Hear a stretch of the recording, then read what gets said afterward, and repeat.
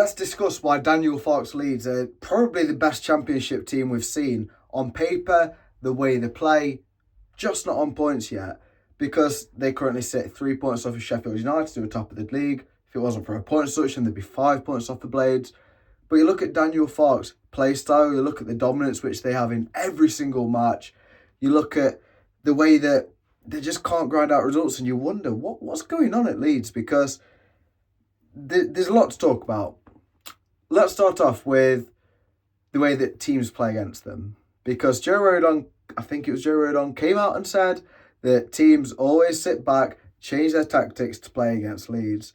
Just looking at the match earlier on in the season at home to Sheffield United, you can see that Sheffield United all season played a 4-2-3-1.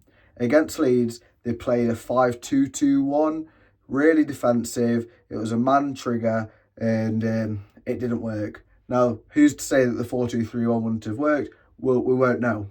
We'll never know. We might find out how it is at Bramall Lane later on in the season, but that's my example.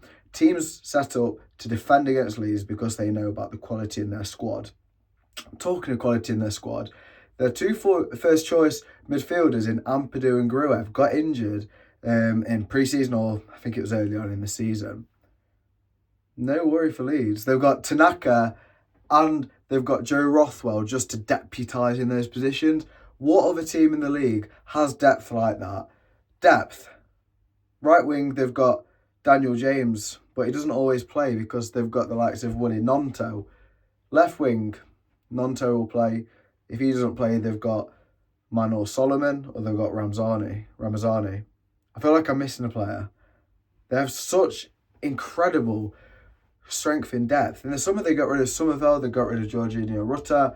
They've not really lost any quality. You know, Rutter and Somerville had individual Premier League quality, talent, and it's clear to see that Rutter's flourishing at Brighton. Somerville, for some reason, doesn't seem to be starting as much as he should be at West Ham, especially the predicament that they're in. A player with his qualities could definitely be useful, but that's for another video. But Leeds are just incredibly good, and I know that their fan base will be in the comments right now saying, or they have been on previous videos anyway, saying that, yeah, we might look good, yeah, we've got the best team in the league, yeah, we're getting points on the board, but we are territorial bottle jobs, and I can't deny it.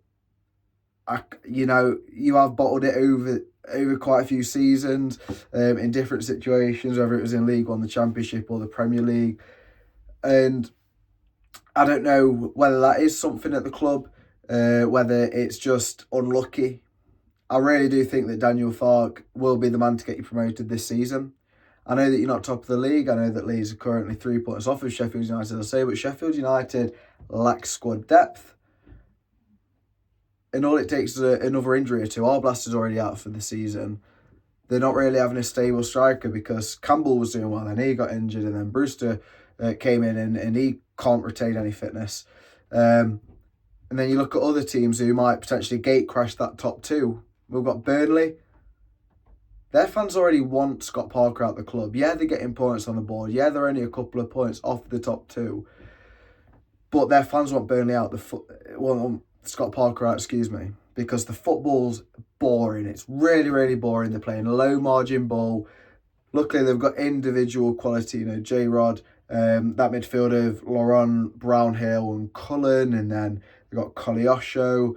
They've got plenty of good players who, if Burnley were to get promoted, even if it was with Scott Parker, I feel like they'd challenge in the Premier League.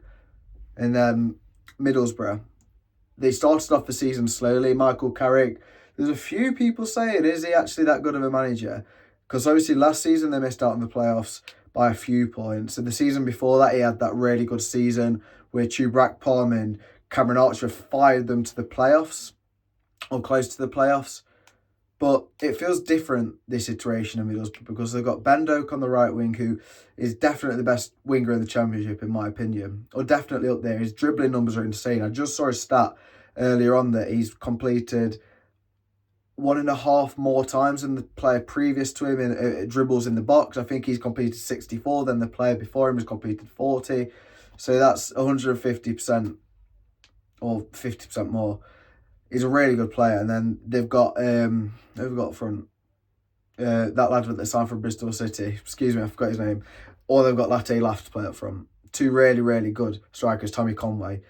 The defensive numbers that they're putting up are solid. But the thing is, they dominate games. They're a bit like Leeds in the way that they'll just soak up the pressure and they'll hurt teams.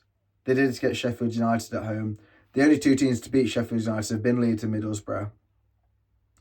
Middlesbrough are probably the closest team, I think, to making a top 2 push. Sunderland seem to be tailing off. I think that they might get top 6. Blackburn, they're in the top 6. They're not going to make a top 2 push, are they? I hope not. Now I've said it. But, Leeds. Back onto Leeds. They play 2-2-6 formation and attack. That's more attacking than Pep City. When you've got Firpo and you've got Bogle hugging the touchlines, then you allow in the likes of Nonto and Ramazani, Pirro, Matteo Joseph, Aronson to just roam in the half space and the centre of the pitch. It's difficult to defend against. And I understand why teams go to a back 5 against this Leeds team, because they're difficult to counter because they've got Rodon and they've got Strike at centre-back. Both aerially dominant, physical beasts. Potentially the best centre-back pairing in the Championship, excusing maybe Harry Sutar and Ahmed Ozic. And the only Achilles heel in this Leeds squad is how good they are. They remind me a bit of a poor man's Pep's Man City in the way that they'll just dominate games. Teams will have a game plan, and their game plan is exactly as you expect. It's just sit back, try and get a point, try and nab a goal. And it's frustrating for Leeds fans. I do understand how frustrating it is, because teams are playing anti-football to play against your total football. And, I'm a Blade. You could probably tell by all the Blades coverage I've given in this video. And we often have teams who try and attack us a bit.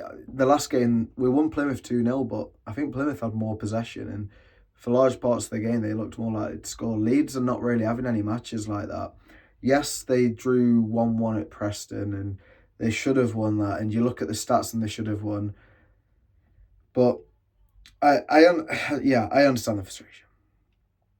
I do. But I think Leeds, I think they're going to win the league.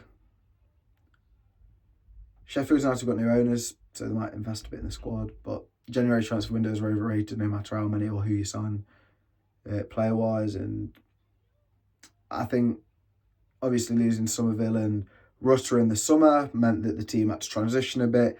They had to go away from, not necessarily relying, but definitely being influenced by the individual quality of those players. And now they've got Aronson acclimatised to the squad. Bogle signed from Sheffield United, and he's looking good. Although Leeds fans are a bit hit and miss on him. Matteo Joseph, it's his breakout season. Ramazani, he's signed from La Liga, I think it was, and he's looking pretty good. Wobber at left back, he's a centre back, but he's been playing at left back. He's acclimatising back into the squad. Daniel Farke, tactician genius, decent man manager. Yeah. I'm going to leave it there. Let me know down in the comments. Leeds going to win the league. I think they're going to get promoted.